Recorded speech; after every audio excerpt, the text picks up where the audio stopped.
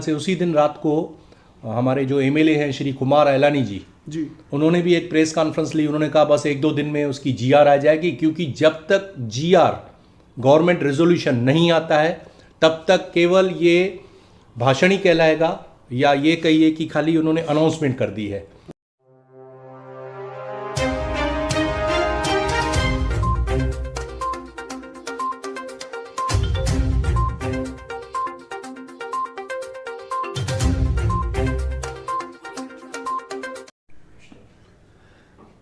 आइए लेते एक मुलाकात नरेश चंद्रमानी जी के साथ। नरेश जी, पिछले महीने सीएम साहब ने एक ऐलान किया था धोखादायक बिल्डिंगों के रीडेवलपमेंट प्लान के बारे में। वो कह रहे थे कि भाई जीआर आएगा, जीआर आएगा। अभी तक जीआर नहीं आया। इस विषय में आपका क्या कहना है? देखिए, ये आपने एकदम सही बात बताई है। पिछले महीने 25 तारीख को मुख्यमंत्री ने विधानसभा में कहा था कि हम ये मसौदा जो है पारित कर रहे हैं, पॉलिसी दे रहे हैं शहर को, उल्लासनगर को, और रीडेवलपमेंट एंड रेगुलाइजेशन, सही, यानी जिसको मालकाना हक भी हो जाए, रेगुलाइज हो जाए। जो इलीगल बिल्डिंग्स हैं या धोखादायक इमारतें हैं उनको कैसे रेगुलाइज करें, कैसे उनकी रीडेवलपमेंट हो। तो उसके लिए मैं, और वहाँ पे उन्होंने केवल एक ही बात बताई थी कि 2200 रुपया स्क्वायर यार्ड पर मीटर, यानी 220 रुपया पर स्क्वायर फीट के वो लोग पेनल्टी लेकर के रेगुलराइज करेंगे। तो एक ही दिन के अंदर, मेरे ख्याल से उसी दिन रात को हमारे जो एमएलए हैं श्री कुमार अयलानी जी उन्होंने भी एक प्रेस कॉन्फ्रेंस ली। उन्होंने कहा बस एक दो दिन में उसकी जीआर आ जाएगी, क्योंकि जब तक जीआर गवर्नमेंट रेजोल्यूशन नहीं आता है तब तक केवल ये भाषण ही कहलाएगा, या ये कहिए कि खाली उन्होंने अनाउंसमेंट कर दी है। अच्छा। क्योंकि उसको सही रूप तभी मिलता है जब जीआर आती है। एक बार जीआर आ गई, गवर्नमेंट रेजोल्यूशन आ गया, तो उसके आगे कार्रवाई होनी चालू हो जाती है। तो वो लीगल पेपर है। तो जब तक नहीं आता तब तक ये सिर्फ घोषणाएं हैं। घोषणाएं पहले भी हमने बहुत सारी सुनी है। तो उन्होंने कहा था अपने इंटरव्यू में, श्री कुमार अयलानी जी ने, बस जीआर की कॉपी एक दो दिन में आ जाएगी, और यहाँ तक कि पत्रकारों को कहा था कि मैं एक दो दिन में आपको भी कॉपी भेज दूंगा। सही है। बड़े दुख की बात है, आज 25 से 28 दिन हो गए होंगे, लेकिन आज तक जीआर का तो कोई पता ही नहीं है, जीआर आई नहीं। तो कहीं ना कहीं मन में एक डर लग रहा है कि क्या अब भी वैसे ही जो धोखादायक इमारतों में लोग रहते हैं उनके साथ वैसे ही फिर से धोखा हो जाएगा जैसे पिछले बरस से लेके होते आ रहा है। कई मंत्री आते थे, कई नेता लोग आते थे, बस 15 दिन में घोषणा हो जाएगी, 15 दिन में मसौदा तैयार है, मुख्यमंत्री साइन कर देंगे। तो कहीं वही बात तो नहीं दोहराई जा रही है। एक डर सा मन में लोगों के है। सही आपकी बात। तो अब मैं बाहर जब भी घूमता हूं तो मुझे और भी कुछ लोगों से पता चला, पिछले 25-26 दिनों से कुछ लोगों ने मुझसे संपर्क किया है, कुछ लोगों से मैं खुद मिला हूं। तो उनको लग रहा था कि ये 220 रुपया स्क्वायर फुट का जो इन्होंने रखा है बहुत ज़्यादा रखा है। मेरी प्राप्त जानकारी के अनुसार पिछले बरस ही वर्ली में कुछ ऐसी चाल वगैरह थी, या एक बड़ी बस्ती थी जिसको एक मंत्री ने रेगुलाइज करवा दिया बगैर एक रुपया पेनल्टी भरे हुए। अच्छा। तो अगर वहां पे ऐसा हो सकता है तो फिर यहां पे क्यों नहीं हो सकता है? इसको इंसानियत के नाते सोचना चाहिए, क्योंकि लोगों की माली हालत बहुत खराब है, फिनेंशियल कंडीशन बहुत ही खराब है। 220 रुपया फुट का कहीं ना कहीं बहुत ज़्यादा लग रहा है। सही है। तो मेरा तो ये कहना है कि ये जो आमदार हों, अभी देखिए जब ये पॉलिसी डिक्लेयर हुई दूसरे दिन ही बड़े बड़े शहर में होर्डिंग्स लग गई। सभी नेताओं ने, सभी पक्षों ने अपने तरफ उसको खींचा कि देखिए हमारे वजह से ये हो गया, हमारे क्रेडिट लेने की लग गई, होड़ सी एक लग गई। ठीक है, आप क्रेडिट लीजिए, अगर आप काम करते हैं तो क्रेडिट लेने का पूरा अधिकार है, लेकिन हुआ नहीं। जीआर अब तक आई नहीं है। अब आप उठ के जाइए, मुख्यमंत्री के पास जाके बैठिए, जीआर निकालिए, लोगों को राहत कैसे मिलेगी? मैं तो उल्टा कहूंगा कि अगर आप जीआर निकालने जा रहे हो तो जीआर अभी तक अगर नहीं निकली है तो उनको बोलिए 220 रुपया फुट का बहुत ज़्यादा है अमाउंट, इसको कम कर दीजिए। लोगों के पास माली हालत बहुत खराब है, जो ऑलरेडी धोखादायक इमारत में रह रहे हैं, अपनी जान पे खेल के रह रहे हैं। यानी सीधी बात है, उनके पास पैसे नहीं है। यदि पैसे रहते थे तो फ्लैट निकल के छोड़ के निकल जाते थे, दूसरी जगह चले जाते थे। तो फाइनेंशियल कंडीशन उनकी खराब है। 220 रुपया फुट का केवल उनको रेगुलेशन के लिए देना पड़ेगा, यानी औसतन 1.5 लाख के आसपास में हर व्यक्ति को पैसा भरना पड़ेगा दंड के रूप में। उसके सिवा महानगर पालिका ने तो मानो अभी तय ही करके रखा है कि कुछ भी होगा, कुछ भी हो जाने दीजिए, कोई भी अपने मालकाने जो जगह है उनकी या कोई प्रॉपर्टी है उससे संबंधित अगर कोई भी आदमी कोई भी काम लेके आता है तो उनसे कहते हैं पहले कैपिटल वैल्यू टैक्स भर दीजिए। तो बेचारे लोग जाएंगे कहाँ? रीडेवलपमेंट करने को जाएंगे तो फिर जो बिल्डर आएगा वो भी तो 2-2,500 रुपया फुट का लेगा, तो इतने पैसे आएंगे कहाँ? उसके साथ साथ मैं एक और बात की तरफ आपका ध्यान दिला दूं कि देखिए पिछले ये जो बिल्डिंगें गिरने का सिलसिला उल्लासनगर में चालू है, इसमें 50 से 60 आदमी लोग मर चुके हैं जिन्होंने अपनी जान गंवाई। उनके लिए मंत्री लोग खुद आके इस शहर में अनाउंस करके गए थे कि उनको 5-5 लाख रुपया उनके परिवार को मिलेगा, कंपनसेशन करके दिया जाएगा, लेकिन आज तक किसी को 1 रुपया नहीं मिला है। ये जो लोग मर गए, जिनका देहांत हो गया, सरकार के लिए एक मात्र फिगर हो सकती है 60 आदमी मर गए, 70 आदमी मर गए, लेकिन जिस परिवार के घर से सदस्य जाता है ना, उसको एक घाव सा लग जाता है, उसको जीवन भर की पीड़ा और घाव रहता है कि मेरे घर का एक सदस्य निकल गया। तो ये आप लोगों की अभी फिर से आप उनके जज्बातों से खेल रहे हैं, बस जीआर आएगा, बस अभी रीडेवलपमेंट होगा है। क्यों? एक तो आप काम कर नहीं रहे हो, फिर क्यों बार बार उनके जज्बातों के साथ खेल क्यों रहे हो ऐसे गरीब लोगों से?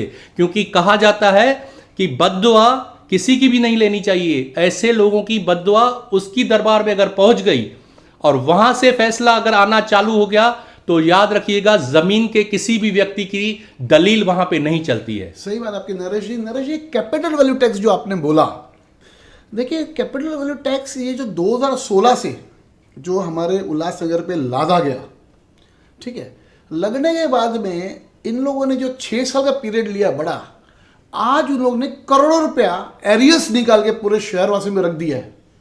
तो ऐसे लग नहीं रहा कि तात्पुरता बिल, ये जो प्रोविजनल बिल है, जब इनकी प्लानिंग ही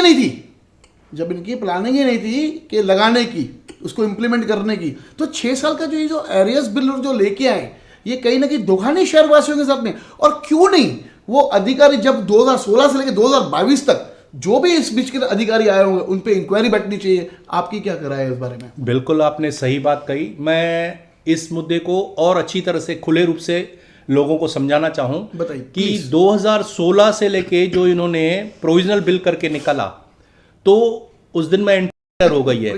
अब देखिए 2016 का मैं इसमें दोषी मानता हूं 2016 के अधिकारी को, जो टैक्स डिपार्टमेंट में थे, जो वहां के इंचार्ज थे, क्योंकि जब आप प्रोविजनल बिल बनाने के लिए किसी भी प्रिंटिंग एजेंसी को ऑर्डर देते हो तो पहले वो प्रूफ लेके आता है, उस प्रूफ को चेक किया जाता है कि जो जो हमने उनको कहा है, जो जो सेक्शन किए हैं, सब ठीक तरह से उन्होंने बनाया है कि नहीं, उसमें अल्टरेशंस हैं तो चेंज करके देना, और फिर बाद में फाइनल वो बना के आता है। नरेश जी, एक छोटी सी पत्रिका, हम शादी की, घर पे एक शादी होती है किसी के, तो एक पत्रिका जो हम छापते हैं सभी मेहमानों देने के लिए, उसके भी हम 2 बार 3 बार प्रूफ चेक करते हैं। लड़के का नाम बराबर तो नहीं लिखा है, लड़की के नाम में मिस्टेक तो नहीं हो गई, जो हमने एड्रेस दिए उसमें बराबर तो कोई प्रॉब्लम तो नहीं है, जो हमने नंबर दिए गए संपर्क करने के लिए हमारे मेहमानों को, वो नंबर तो बराबर है कि नहीं, ये सब।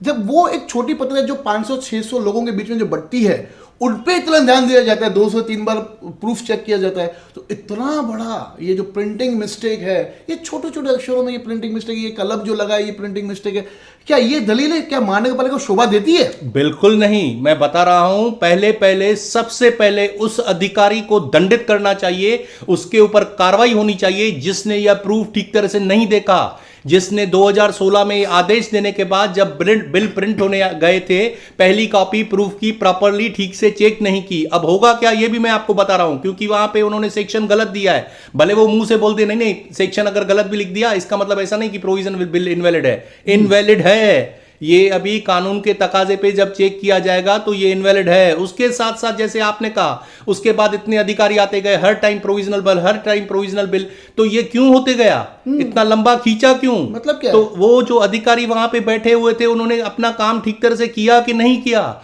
उनके फाइल्स निकाले जाएं, उन्होंने कुछ ऐसे नोट्स वगैरह लिखे हैं क्या वहां पे कि क्यों नहीं लगाया जा रहा है, क्यों प्रोविजनल बिल हम देते जा रहे हैं? तो अगर नहीं है तो उसकी ठीक तरह से इंक्वायरी होनी चाहिए। जो भी दोषी इसमें लोग आते हैं उन सभी के ऊपर कार्रवाई होनी चाहिए। उसके साथ साथ मैं तो यह भी कहूंगा कि उस दिन जो मैं आपका इंटरव्यू आपके चैनल पे देख रहा था कि वो नो ड्यू सर्टिफिकेट पे भी क्या है, प्रिंटिंग एरर हो गई है कि हमने प्रोविजनल नहीं लिखा है। ये प्रिंटिंग एरर बोल के आप भाग नहीं सकते हो। हाँ। आपने बहुत बड़ा गुनाह किया है, आपने बहुत बड़ी गलतियां की हैं जो कानून के तकाजे पे ठीक नहीं उतरेंगी। तो ये जो है ना बहुत बड़ी गलतियां इन्होंने की हुई है, ये खुद इन्होंने टीवी पे माना है, आपके न्यूज चैनल पे माना है। इसके ऊपर बिल्कुल निर्णय आएगा। अब देखिए, मैं तो आपके चैनल के माध्यम से एक बार फिर लोगों को याद दिला दूं कि देखिए, इस शहर के जो नेता हैं वो लॉलीपॉप और चॉकलेट देने में बहुत माहिर है। आपके ही चैनल पे कई लोगों ने, कई पक्षों के लोगों ने आके कहा था कि हम मंत्रालय जा रहे हैं, बस ये रद्द करवाएंगे, रद्द करवाएंगे। हर एक मुंह से बात, जिस भी नगर सेवक से या किसी पार्टी के अधिकारी से आपने बात की तो उन्होंने यही बात की कि बस हम इसके खिलाफ है, हम इसको रद्द करवा के लाएंगे, रद्द करवा के। लेकिन उन्होंने अभी तक कुछ भी नहीं किया है। अब जो जनता को अगर न्याय मिलेगा तो उच्च न्यायालय, बॉम्बे हाई कोर्ट से मिलेगा। सभी की निगाहें वहीं पे टिकी हुई हैं। न्यायालय पे इस जनता को पूरा पूरा विश्वास और भरोसा है कि वहां से हमको न्याय मिलेगा। लेकिन नेताओं ने कुछ भी नहीं किया, हर टाइम केवल चॉकलेट देते हो। याद रखना, आने वाले चुनाव में जनता न कहीं आपको लॉलीपॉप हाथ में दे देवे। तो इस ऐसा होना चाहिए, ऐसा होना चाहिए। लेकिन इस चीजों की नेताओं को बिल्कुल ध्यान और खबर रखनी चाहिए। आप हर टाइम लॉलीपॉप और चॉकलेट दे के भाग नहीं सकते हो।